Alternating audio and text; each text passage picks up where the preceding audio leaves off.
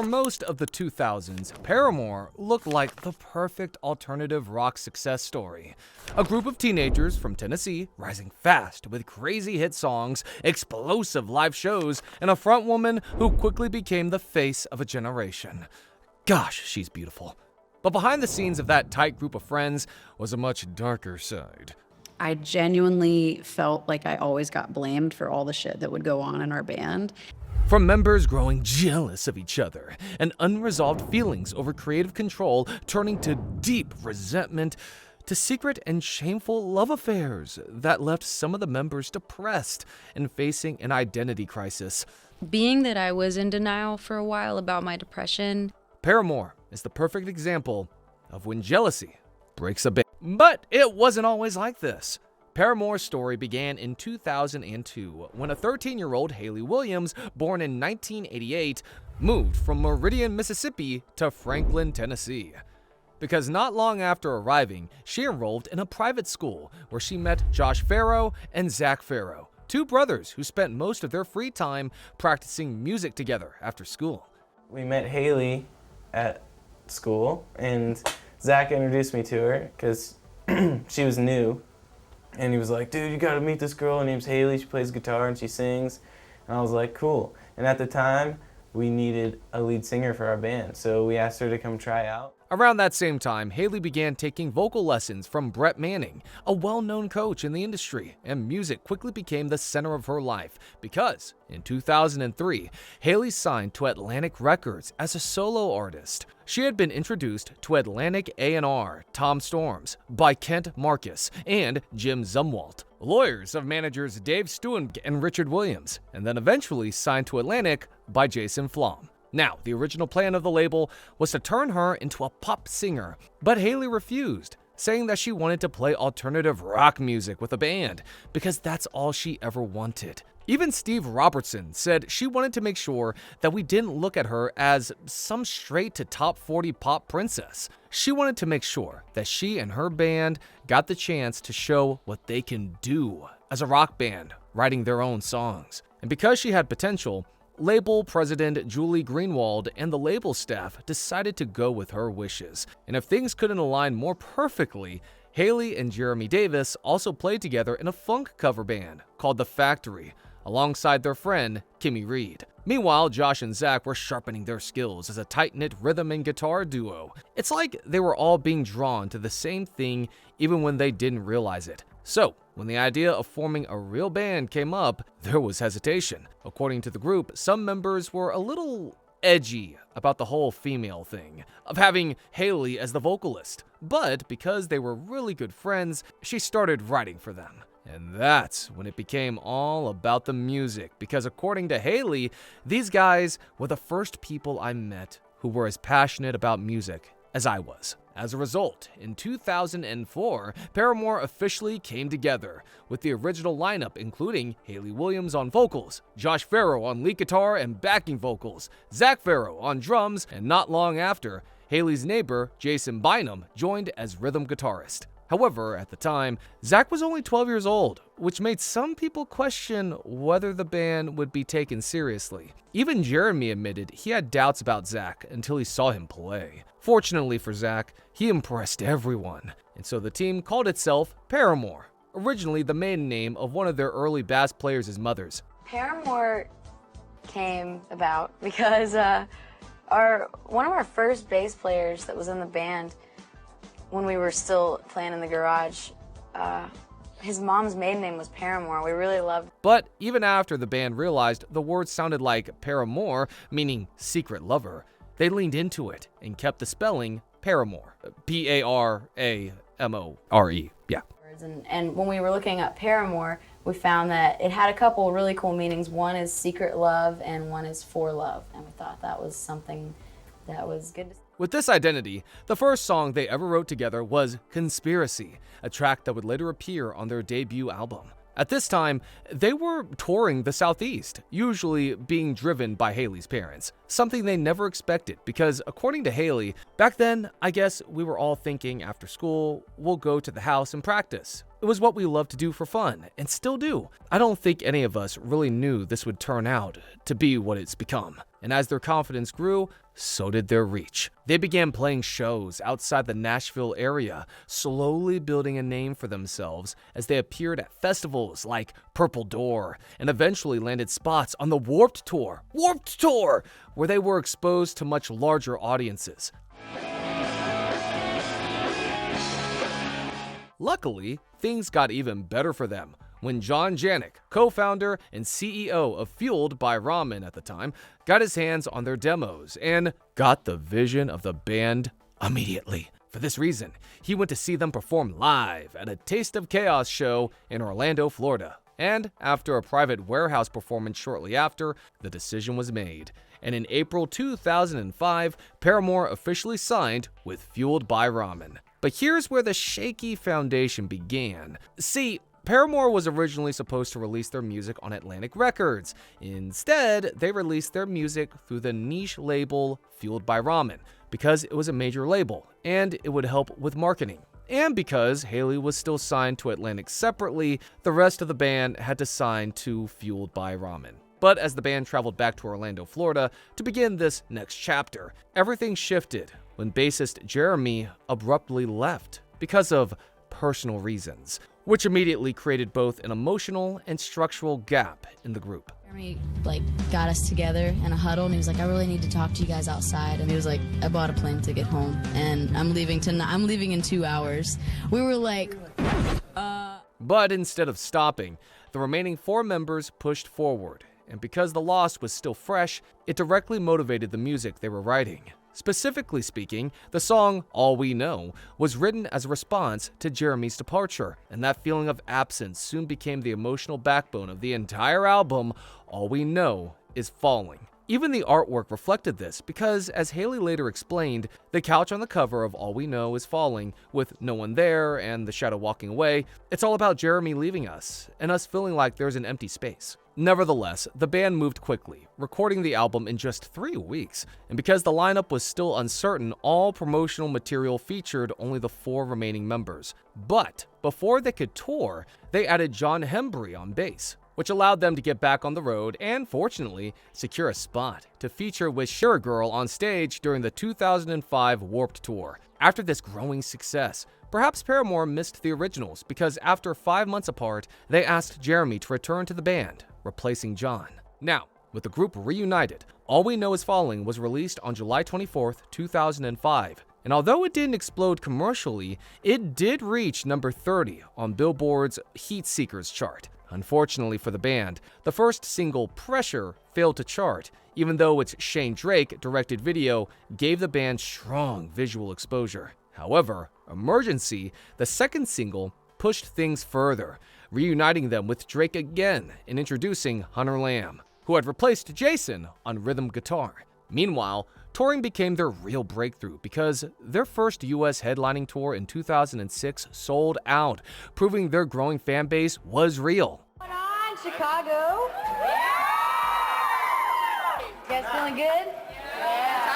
Yeah, I know, it's ridiculous outside. And that show's all black. And although Hunter would leave the band to get married in 2007, congratulations, Paramore nevertheless continued forward with industry attention following them. Additionally, Paramore was then named by British magazine NME as one of 10 bands to watch out for in their New Noise 2007 feature, and the band was featured in Kerrang! Magazine once more. However, Hayley believed the article was an untrue portrayal of the band, particularly because it focused on her as the main component, something she addressed with a post saying, "We could have done without a cover piece. Sorry if it offends anyone at Kerrang, but I don't think there was one bit of truth in that article." And while she tried her best to write the perfect PR post, a seed of jealousy was slowly sprouting in the other members because by now, Hayley was seen as the band, and the other members were simply working for her. Regardless, by 2007, Paramore was no longer the scrappy young band trying to prove themselves, but that growth immediately came with internal strain. Before work even began on their next album, Jeremy was expelled from the band due to his lack of work ethic and participation in things that Zac, Hayley, and Josh didn't agree with. However, this decision didn't bring relief. Instead, it exposed how fragile the group had already become. And although Jeremy strongly disliked the decision, an agreement was eventually reached between the remaining members, and Jeremy was reinstated as bassist, restoring the lineup. Nevertheless, the damage was already done, because trust had been shaken at the exact moment the band was preparing for its biggest leap forward. Around this same time, Taylor York, who had previously played in a band with the Farro brothers before they met Hayley, was brought in as the band's new guitarist. With those issues pushed aside, the band moved forward and created Riot, producing 4 singles: Misery Business, love that one, Hallelujah, whoo, Crush Crush Crush, that one's my jam, and That's What You Get. That's what you get when you let your heart be. That's what you get when you let your heart win. But what stood out about the album was that they titled it Riot to mean a sudden outburst of uncontrolled emotion, a word that summed it all up. The meaning that sort of sold it for us was a sudden outburst of uncontrolled emotions. And I think that that's exactly what our record is. It's just a bunch of feelings just sort of pouring out, like things that I didn't even know I felt. To Hayley, the album felt deeply personal, calling it more honest than anything I've ever written. And the guys matched that emotion musically, and they had ample time to create it. And this one we have about 3 months to do it, and it's great. You can definitely tell that, we've put a lot of thought and effort. Fortunately for the band, that raw emotion translated into success, because after its US release on June 12th, the album debuted at number 20 on the Billboard 200, reached number 24 on the UK charts, and sold 44,000 units in its first week in the United States, and eventually sold over 3 million records. But while the numbers looked good, and the band even got nominated for a Grammy for Best New Artist, the emotional meaning of the album revealed something messy and rooted in jealousy, because when Hayley was asked what the single Misery Business was about, she revealed something unexpected. When I was 13 or 14 and I had a crush on Josh, he didn't like me back. He would go hang out with his girlfriend, who I wrote Misery Business about because I was a dick. Or as she said in another interview, It's a true story about this girl who sort of came into our circle. that confession mattered because it showed just how thin the line between personal feelings and band dynamics was at the time. And to make matters even more complicated, there were whispers about a romantic relationship between Josh and Hayley that had begun before their debut album, but had now come to an end after Hayley allegedly cheated on Josh with Chad Gilbert of the band New Found Glory. Pretty frustrating a couple of times, you Yeah. know, but that's okay. It's good. People butt heads, but Really? Yeah. Me and Josh, we fought a lot. A lot. Just fighting. It's tough. Yet what's crazy is that they were now famous and finally getting the recognition they wanted. But the irony was that things were getting worse for them on a personal level. This is because Hayley became the clear face of Paramore, not only in marketing, but in interviews, magazine covers, and label conversations. And as much as she tried to make every member feel included, Okay. You want to talk about that or me? you go ahead. He'll do most of the talking. 'Cause Okay. the labels and the fans still recognized her as the face of the band. As a result, it brought about resentment, as some members felt sidelined by the record label. Josh, in particular, later claimed that the ideas he brought in were minimized, whereas Hayley's voice and vision were constantly prioritized. On top of that, the label treated her as the centerpiece of Paramore, slowly blurring the line between band and solo star with a backup group. And that imbalance quietly brought deep frustration. It'd gotten so bad that on February 21st, 2008, the band announced that they had canceled 6 shows due to personal issues. Hayley wrote on the band's website that the break will give the band a chance to get away and work out our personal issues. Now, truth be told, by the time Riot finished its massive tour cycle, Paramore looked unstoppable from the outside. However, that success came at a cost. Years of constant touring left the band exhausted. Even in January 2009, when Josh spoke about the band's upcoming 3rd studio album, he said, "We're going to try to record it in Nashville. I think writing the album there will inspire us, and then if we record there too, it'll be a lot easier since we can sleep in our beds at night rather than in hotels like the other 300 days out of the year." On top of that, the band was emotionally drained and increasingly distant from one another. And instead of resolving frustrations as they came up, the members kept moving forward, hoping momentum would smooth everything out. But unfortunately for them, it didn't, because as the band regrouped to write their third album, tension that had been buried finally surfaced. For one, Hayley later admitted she felt intense pressure to live up to Riot, while also questioning her own confidence as a songwriter. But this wasn't just a creative issue. There were deeper interpersonal problems, especially between Hayley and Josh, whose past romantic history continued to complicate the band's internal dynamic. I mean, it had to be complicated moving around all the time with your ex, oh my god, all while writing songs together, because those unresolved feelings didn't disappear when the relationship ended. Instead, they followed them straight into the studio, where the band made a conscious choice to stop avoiding these conflicts and confront them head-on through the music. And from that emotional motivation, the album Brand New Eyes was written. A sharper, more confrontational, and more inward-looking work of art than anything Paramore had done before. However, writing honestly didn't mean the process was comfortable.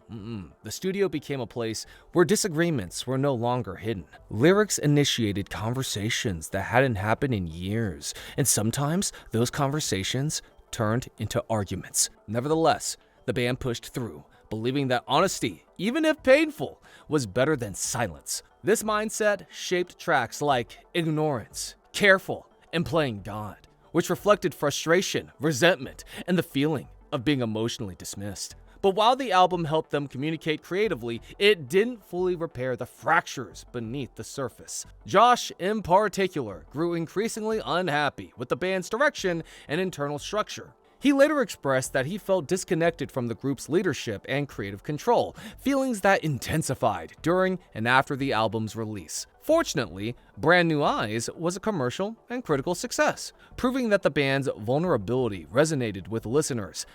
However, success couldn't undo the emotional strain, and by 2010, the same issues that fueled the album also pushed the band toward a breaking point. And to the fans' surprise, the Farro brothers departed from the band. Josh and Zac told us, a couple months ago, and so we've been, we communicated that, they really wanted to, and we really wanted them to write something to the fans. On December 18th, 2010, a message signed by Hayley, Jeremy, and Taylor appeared on Paramore.net, announcing that Josh and Zac were leaving the band. With an almost supportive and reassuring tone, they wrote, "A couple of months ago, Josh and Zac let us know they would be leaving the band after our show in Orlando last Sunday. None of us were really shocked. For the last year, it hasn't seemed as if they wanted to be around anymore. We want Josh and Zac to do something that makes them happy, and if that isn't here with us, then we support them finding happiness elsewhere." That statement made the departure look like a mutually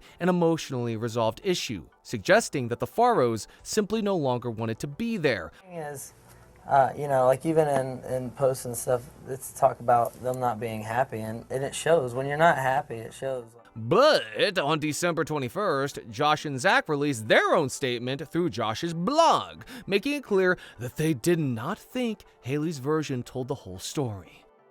Hey guys, it's Josh here.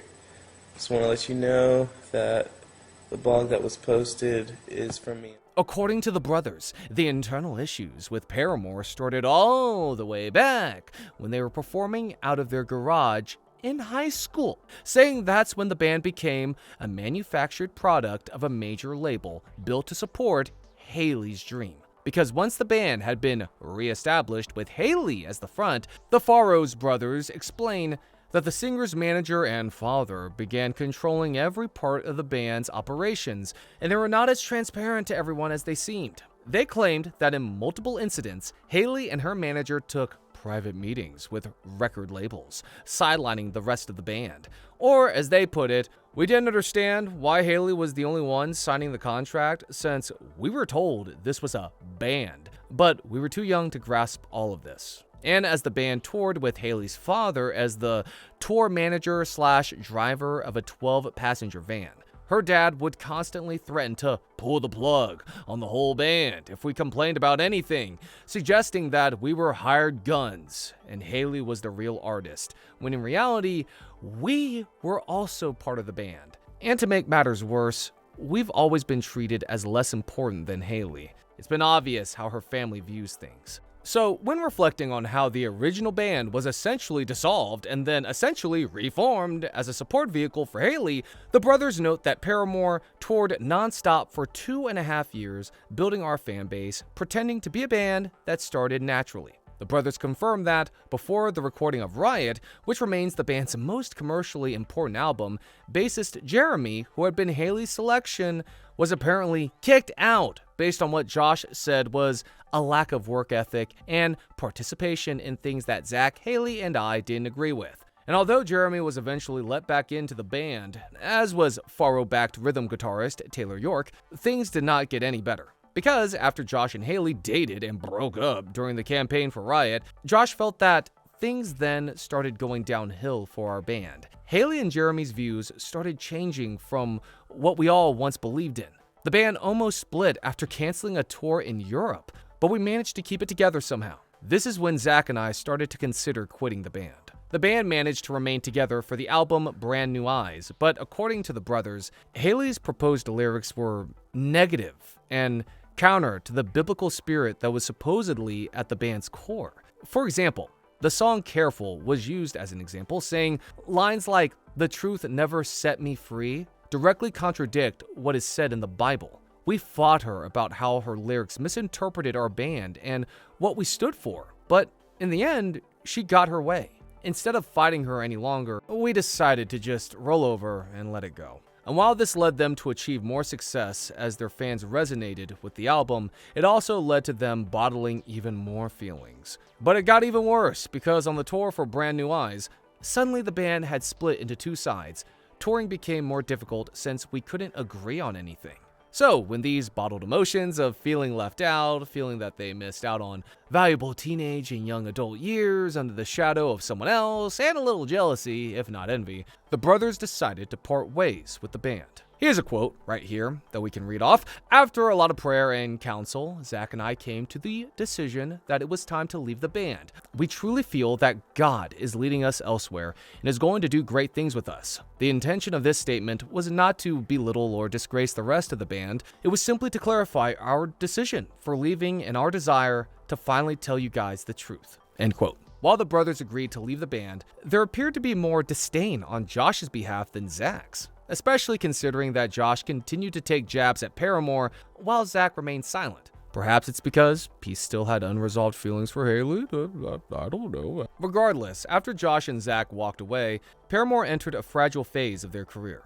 But instead of disappearing quietly, as most bands would, Hayley, Jeremy, and Taylor made a very deliberate choice to keep going, even though the pressure was constant, because Paramore now had to prove they were more than just the version people remembered. We never for a second thought about leaving any of this behind. We really hope that you can be encouraged by the fact that the three of us who are still here are ready to take on another chapter of our journey together. A quote from the band, basically. The three of us are still here. We're not going anywhere. A lot of kids are still asking if. It is worth noting that, after leaving Paramore, Josh formed Novel American in early 2011 with singer Van Beasley, drummer Tyler Ward, and bassist Ryan Clark, planning to record a debut EP. I think liberating is a great description of how I've felt over the past month. Coming from Paramore, I didn't think that I would want to be in a band or want to have anything to do with it. And so when I actually found that passion and love for music again, I was like, wow, this is great. I'm more excited about the future and this new band and, that sort of thing. However, while Novel American continued through 2011 to 2014 and eventually added Zac Farro on drums, the band never released an official EP or album and struggled to find a permanent lead vocalist. By May 2014, Josh announced that Novel American had been scrapped due to not being able to make the project work, especially with no singer. But as for the remaining three Paramore members, their lives were about to get even more dramatic. The first real test came in June 2011 with the release of Monster on June 3rd, 2011, a standalone track written for Transformers: Dark of the Moon. Ooh, I love that movie.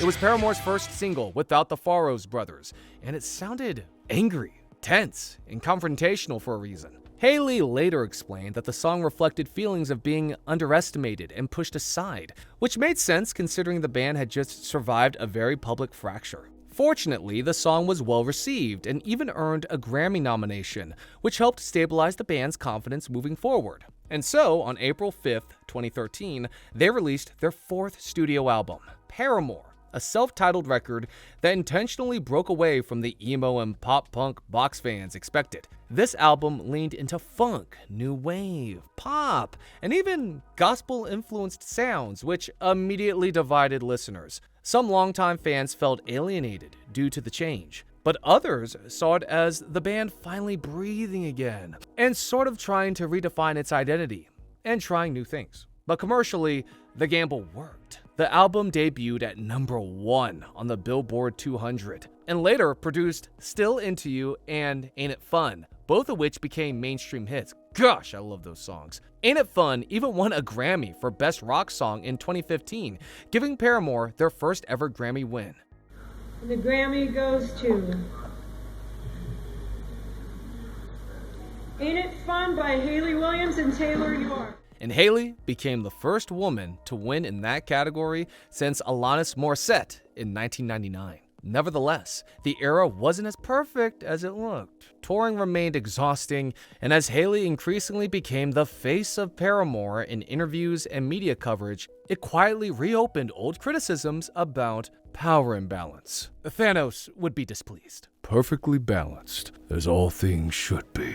But unlike before, this time the band embraced transparency rather than fighting it. Taylor fully stepped into a songwriting role, helping stabilize the creative process, while Jeremy remained part of the lineup, at least publicly. And it worked because by the end of 2015, Paramore looked successful on the outside, but the grind had caught up with them again. The self-titled album cycle had been massive since its release in April 2013, filled with non-stop touring, the Parahoy cruises, international dates, and long promotional runs. However, behind the scenes, exhaustion was setting in, and unresolved business issues were quietly boiling over. Unfortunately, this tension would surface publicly in December 2015, when the band announced that Jeremy Davis was no longer part of Paramore. The announcement came through Paramore's official Facebook page, and while it was carefully worded, the tone was heavy. They described Jeremy's exit as really painful and admitted the split wasn't easy. The fans felt the same too.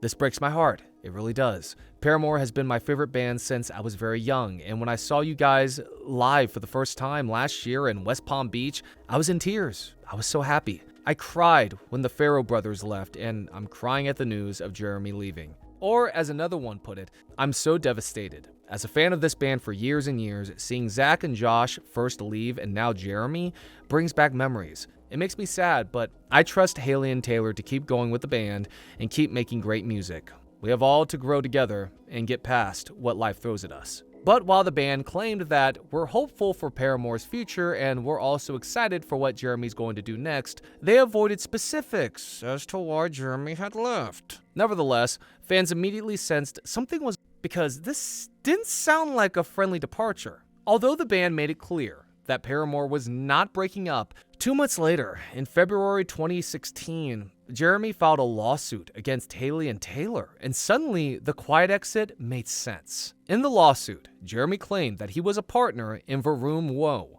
the legal business entity that operates Paramore's finances. That mattered, because if he were a partner, he would be entitled to a share of profits from touring, merchandise, and album sales. However, Paramore's legal response directly contradicted that claim, saying that Hayley was the sole owner of Vroom Woe, and both Jeremy and Taylor were classified as employees, not partners. That meant Jeremy was paid for his work, but had no legal right to long-term revenue streams tied to the band's brand. Unfortunately for Jeremy, this argument aligned with how Paramore had been legally structured for years, especially after Hayley's early record deals had positioned her as the band's contractual centerpiece. As the lawsuit became public, it reignited long-standing criticism that Paramore wasn't legally a band in the traditional sense, but rather a project built around Hayley as the sole signing artist. And to some, this legal fight explained why the December statement had been so vague.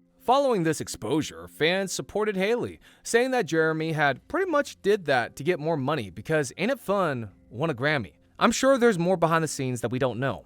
Not to mention, political beliefs are totally different from each other.